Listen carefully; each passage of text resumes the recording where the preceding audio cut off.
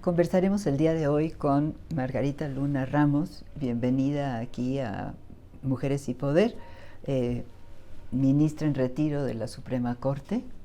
Muchísimas gracias, Enriqueta. Para mí es un placer estar contigo el día de hoy.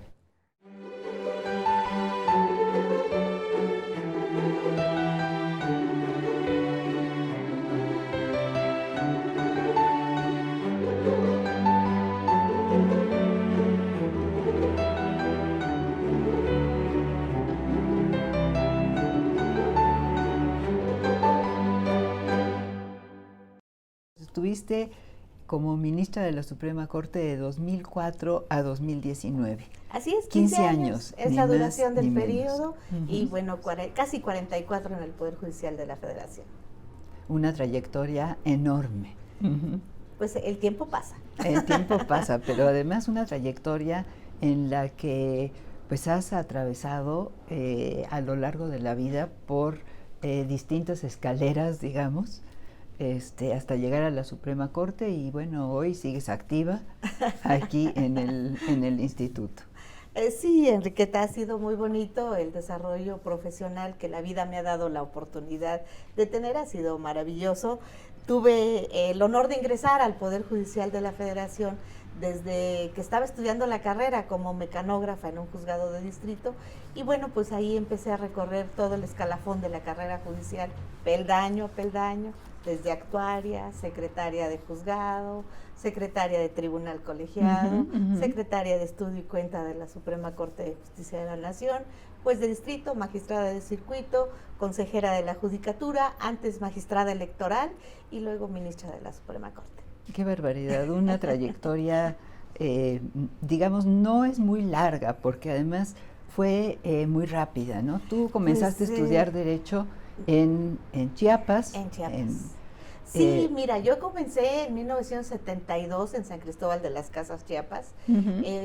Por cuestiones familiares nos venimos a vivir a la Ciudad de México, mi madre y yo, por el fallecimiento de mi padre. Y continué en la Nacional, que fue donde terminé la licenciatura. Después hice la especialidad, la maestría y el doctorado. Oye, terminaste la licenciatura muy joven.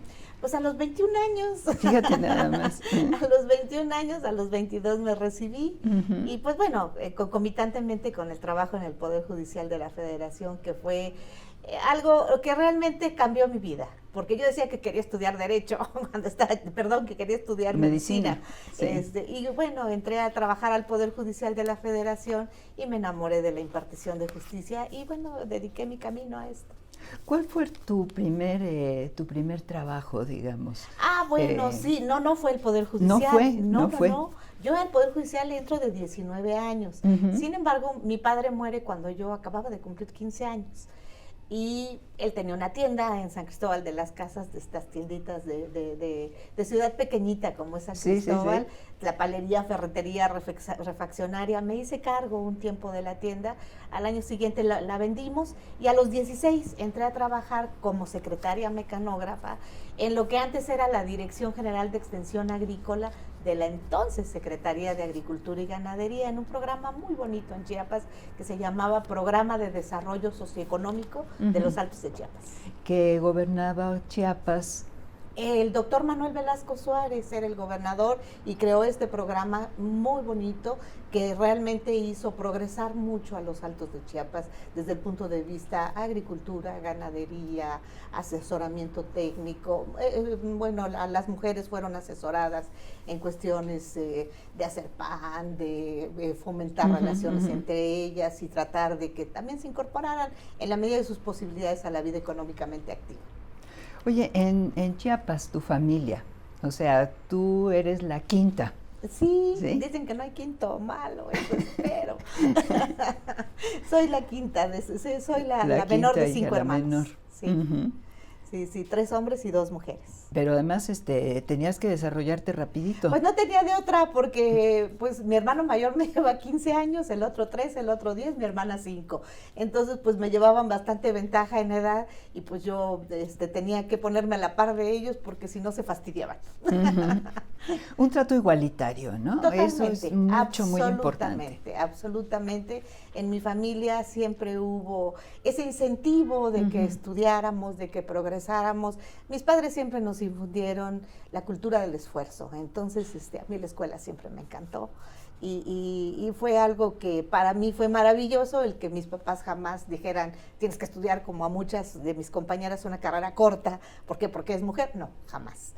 Mi padre siempre dijo, quiero mis 5 títulos colgados en la sala de mi casa, así se acostumbraba. Entonces, qué bonito, eso fue ¿no? bonito. Bueno, y te vienes a la Ciudad de México. Sí, cuando de mi padre Chiapas. muere, sí, Uh-huh. mi mamá cayó en una depresión muy fuerte. Era un matrimonio, pues como se acostumbraba en esa época, muy bonito, muy unidos, en provincia, tenían su vida muy hecha. Y mi madre cayó en una depresión muy fuerte cuando mi papá falleció. Y pues comprendimos 3 años después que si no la sacábamos de San Cristóbal, mi mamá podía irsenos antes. La trajimos a México, le cambió la vida, vio nuevos aires y ella pudo sobrevivirle afortunadamente bastantes años. Le cambió la vida a la familia y le cambió la vida bueno, a mí sí me cambió la Margarita vida mucho. Y bendito Dios para bien. Sí, bueno, después llegas a la Ciudad de México. ¿En qué empiezas a trabajar? ¿Cómo va desarrollándose, digamos, tu carrera, digamos, profesional? Sí, te decía que yo estaba estudiando Derecho en San Cristóbal, entro a la UNAM, me revalidan 6 materias, de todas las que había llevado, me revalidan nada más 6. Pero comienzo, yo tenía que trabajar, vaya, desde San Cristóbal trabajaba, pues yo tenía que pasar gasto a mi casa. Entonces, traía una recomendación para seguir trabajando en agricultura y ganadería. Sin embargo, me dice mi hermano, bueno, si estás estudiando Derecho, ¿no te gustaría trabajar en algo relacionado con tu carrera? Le dije, pues yo encantada, nada más que no sé dónde. Me dice, fíjate que van a abrir un juzgado de distrito y van a hacer examen tal día, ¿por qué no vas y presentas tu examen? Y pues si lo pasas, ahí tienes la posibilidad. Y si no, pues haces uso de la recomendación que traes para seguir en agricultura. Dije, está bien, fui, presenté mi examen, lo pasé, pues, tenía 3 años de experiencia, aparte de que había estudiado para secretaria en la secundaria, en una escuela técnica. Entonces pasé mi examen y así empecé en el Poder Judicial. Yo había dicho que quería estudiar medicina y dije, si no me gusta la carrera, terminando me cambio, me voy a estudiar medicina. Pero sin embargo, ¿qué te gustó? Sin embargo, me enamoré de la carrera. Tuve maravillosos jefes, gente que me formó profesional y creo que mi carácter personalmente también. Extraordinarios juristas, nada más para darte una idea. Mi primer jefe en el Poder Judicial fue don Juan Díaz Romero, que cuando yo llego a la Suprema Corte de Justicia de la Nación es mi par. También fue mi par y mi jefe, el señor ministro Ortiz Mayagoitia, Guillermo Ortiz Mayagoitia.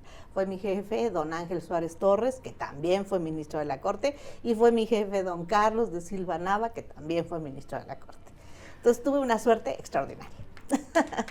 Bueno, una suerte y un trabajo, digamos, pues, una capacidad para hacer las como cosas. Dice el dicho muy común, se juntaron la necesidad con las ganas de comer, ¿no? ¿Qué sucedió? Pues tuve una suerte extraordinaria con la gente con la que trabajé, me formaron personal y profesionalmente, eran juristas extraordinarios, con un trato humano de maravilla, de primera, y aparte de eso, pues a mí me gustó mucho la carrera judicial. Entonces encontré terreno fértil para poderme desarrollar, por eso le estoy muy agradecida a la vida. Yo creo que esta cosa de poder trabajar en lo que a uno le gusta es uno de los regalos más fabulosos de la vida, ¿no? Por supuesto. Y es lo que permite que la gente se pueda desarrollar en toda su capacidad, en todas sus capacidades. Fíjate, dicen que es tan feo trabajar que hasta pagan por hacerlo, pero si te pagan por algo que te agrada, que te gusta, que haces llena de emoción, llena de gusto, bueno, pues es maravilloso. Y tal vez pagarías por hacerlo. Ah, no, por supuesto. Si no necesitaras que te pagaran para vivir, ¿no? Por supuesto. Yo creo que nunca podría dejar de trabajar. Mi vida siempre se bifurcó en 2 ángulos muy importantes. Uno fue la impartición de justicia y el otro la academia. Di clases muchos años, he dado clases muchos años. Entonces, pues afortunadamente la vida me sigue dando esa oportunidad. ¿Y cómo conjugas todo esto también con la vida familiar? Ah, bueno, esta es una parte también muy bonita, porque yo creo que todo ser humano tiene pues sobre todo debe de tener la fortuna de un desarrollo personal y un desarrollo profesional. Y yo creo que he sido muy afortunada porque me he podido desarrollar en los dos aspectos. Tengo una familia muy bonita, tengo un esposo, pues que afortunadamente hemos compaginado durante más de 30 años de casados. Nos queremos mucho, nos respetamos más, pero él ha sido fundamental en mi vida profesional. Él me ha apoyado, me ha impulsado, y para mí la familia es con quien disfrutas los triunfos y el hombro donde lloras tus fracasos. Entonces la familia lo es todo. Tengo 2 hijas que son el motivo de nuestra existencia. Entonces, por ese lado también he sido muy, muy afortunada porque mi esposo ha luchado conmigo hombro con hombro en todos los pasos de esta vida. Bueno, y una experiencia muy importante a lo largo de toda tu trayectoria fue la judicatura, ¿no? Sí, desde luego. Cuéntanos un poco de tu llegada a la judicatura. ¿A la corte? A la corte. Bueno, a la corte fue una situación muy, pues podríamos decir muy sui generis. ¿Por qué razón? El nombramiento de ministros se hace a través de la propuesta del presidente de la República y designa el Senado de una terna que el presidente le envía. Entonces, yo no conocía al presidente de la República más que en la televisión, en los periódicos. Yo jamás había cruzado noticia con él, ni palabra alguna. El presidente Fox. Lo que sucedió fue que yo acababa de ser nombrada un año antes consejera de la Judicatura. Bueno, eso es muy importante también, porque ahí hay un proceso nuevo en el que tú participas. Diferente. A partir de la reforma del 94 cambió la estructura del Poder Judicial. La Suprema Corte cambia de 21 ministros en pleno y 5 en sala auxiliar, cambia a 11 ministros y se crea el Consejo de la Judicatura Federal para que se encarguen de todas las cuestiones administrativas, de disciplina, de carrera judicial, de jueces y magistrados. Entonces, los consejeros de la Judicatura en una primera etapa eran designados por insaculación, es decir, se metían los nombres de todos a una urna y el que salía sorteado, ese era el consejero. Con posterioridad se estableció que fueran por designación.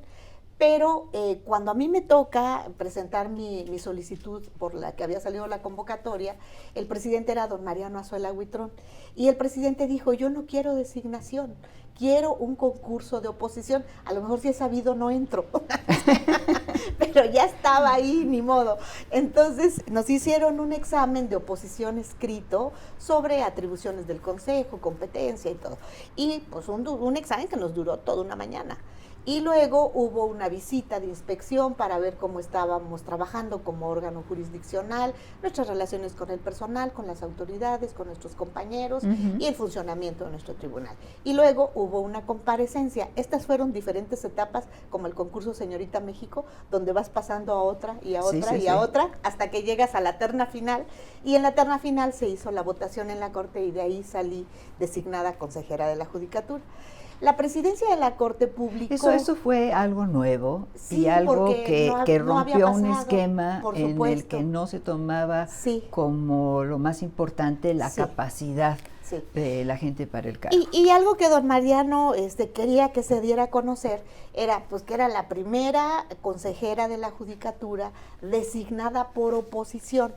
Entonces, no fui la primera mujer consejera, fui la primera mujer designada por oposición, la primera consejera por oposición. Y eso pues lo publicaron en todos lados.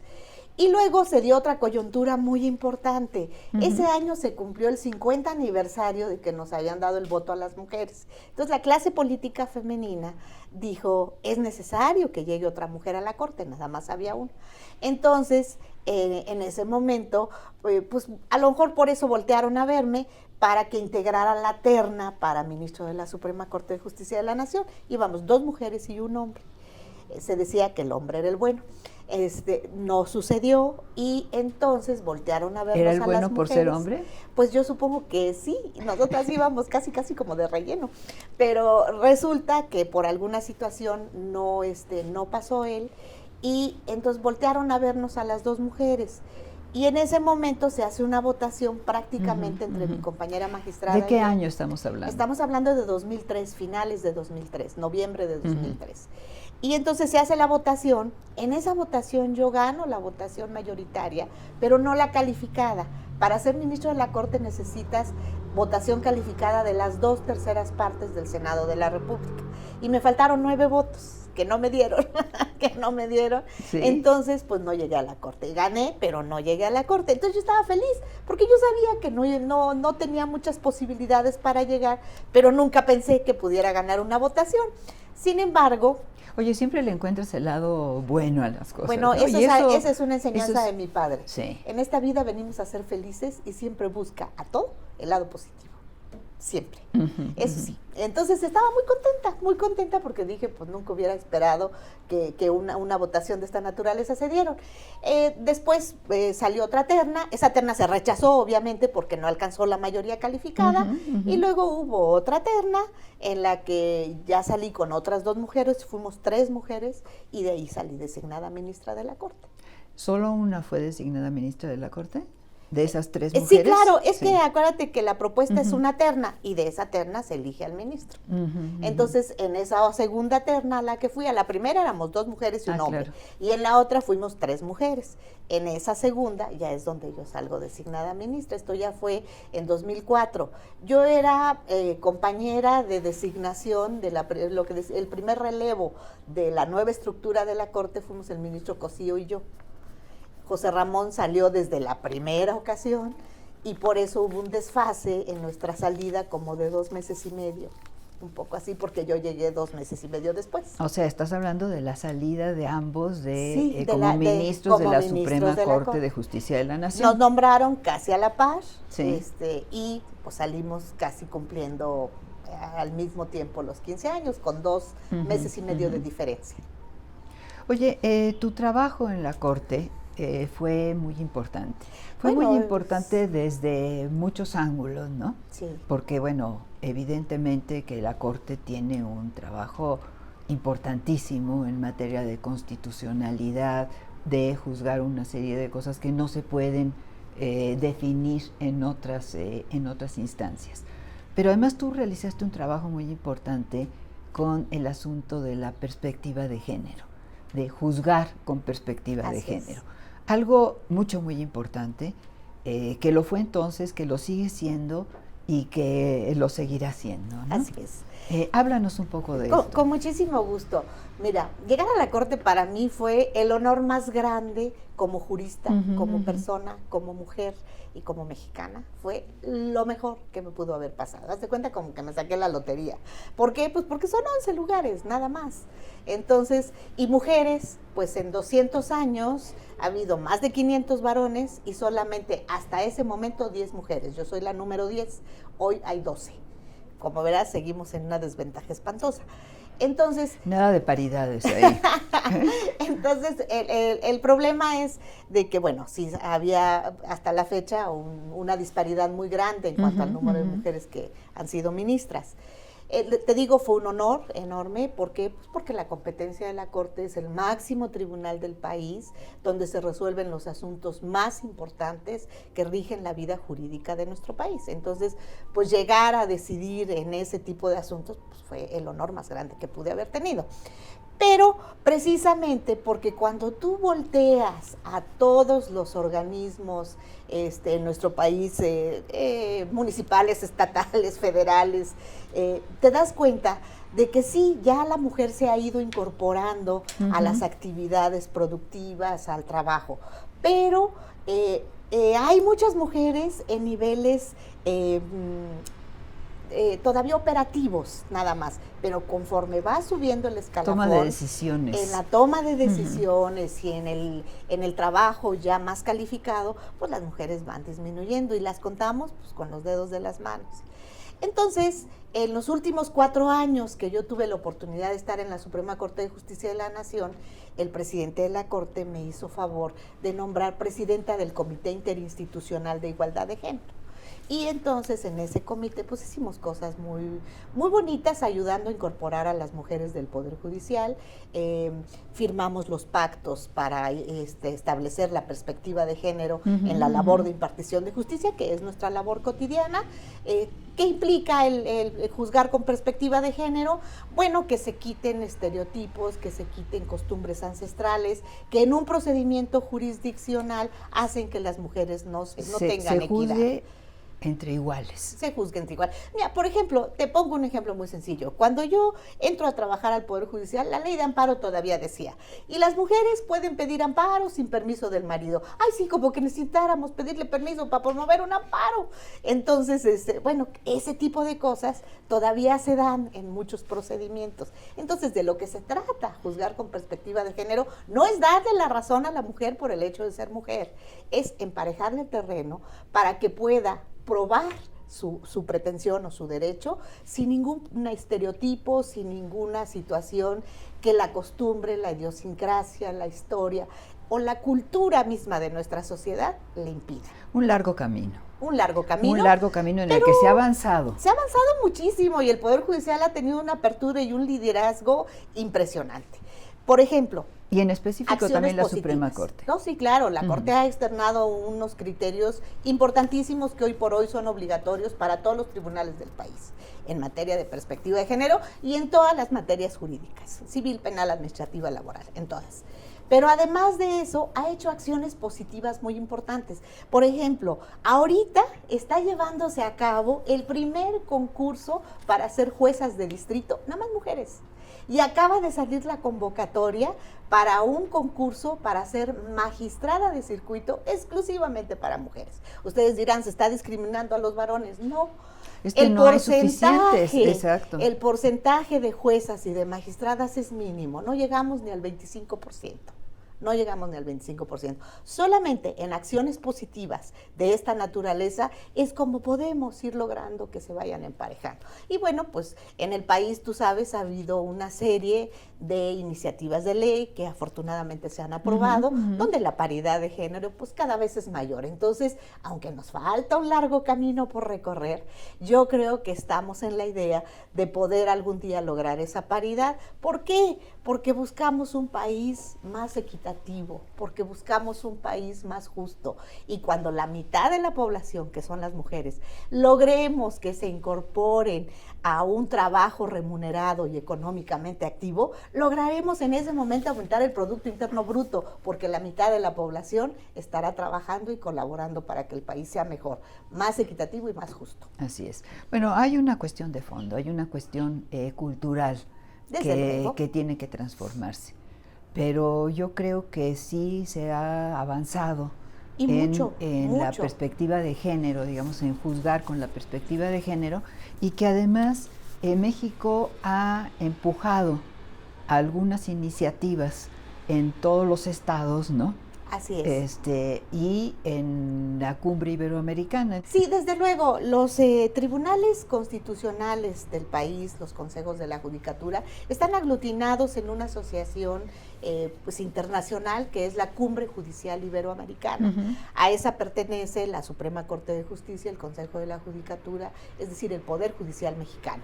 Y a esta asociación, desde luego que hay una mesa de igualdad de género que afortunadamente ha presidido la Suprema Corte de Justicia de la Nación Mexicana. A mí me tocó presidirla cuando yo estaba en activo y hoy la preside la ministra Piña, también siendo ministra de la Corte Mexicana. Entonces, México es líder, líder en, yo no diría no solamente en Latinoamérica, en el mundo, en cuestiones de género, porque acuérdate que cuando estábamos en el Comité Interinstitucional, hicimos 4 encuentros internacionales juzgando con perspectiva de género, 5 continentes por la igualdad, que fueron muy exitosos. Oye, y además fue muy interesante porque yo tuve la fortuna de que me invitaras a participar en una de estas mesas para decidir si se juzgaba o no con perspectiva de género. Es que y era como raro, ¿no? Claro. Porque yo les tuve que decir, bueno, yo no soy abogada, soy antropóloga social,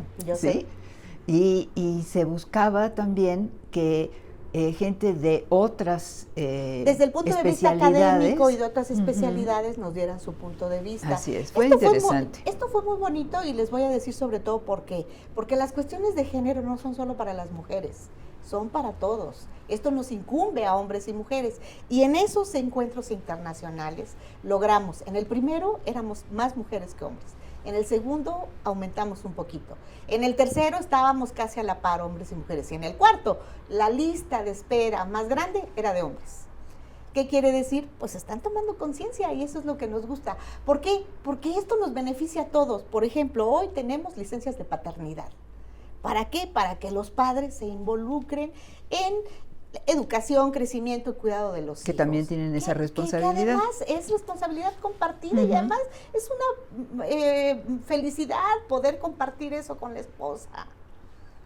Pues sí, se nos acaba el tiempo. Margarita Luna Ramos, muchas gracias por esta conversación y esperamos tener otras porque no es un tema que no se agota, indudablemente. No, yo te agradezco muchísimo la oportunidad, es un placer platicar contigo y sobre todo, bueno, que nos des la oportunidad de manifestar nuestro sentir personal y profesional. Muchas gracias. Pues llegamos así al final de esta interesante entrevista.